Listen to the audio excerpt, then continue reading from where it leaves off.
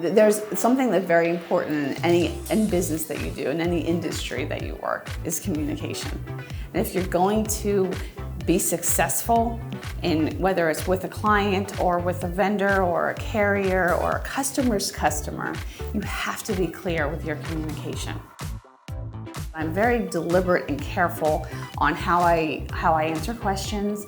I'm listening much more than I am talking. Even as a salesperson, oftentimes we have the reputation of wanting to do the talking, but if we can listen more than we talk, our answers are going to be much more clear to the customer. We always email, call, make sure that we're giving them prompt detail as soon as possible and keeping them updated. One of the ways that we are proactive when there is delays in the industry is by calling the carriers, making sure that shipments it's on board and just keeping track of it the best way that we can. So if it's pressing, it's urgent, and it's hot, I don't wait around. If I get an update, I'm calling my customer and I'm letting them know.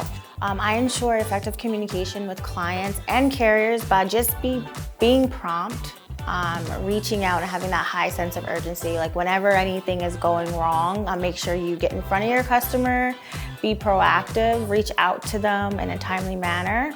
And as long as you have clear communication, there's normally no issues.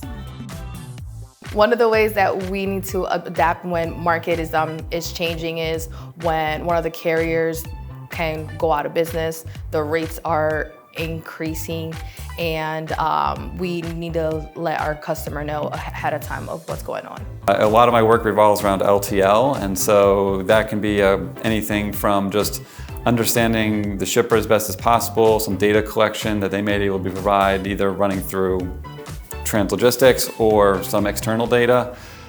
We like to do some type of freight optimization or some type of just overall shipper look to see how we might be able to best bring carriers to their program. I think on the truckload side is a lot of the same. You have just making sure that you're understanding what the initiative is, what the exact ask is, and then going out and finding the right carrier partners, either carriers that we have existing relationships with or building new relationships to marry up to that current opportunity.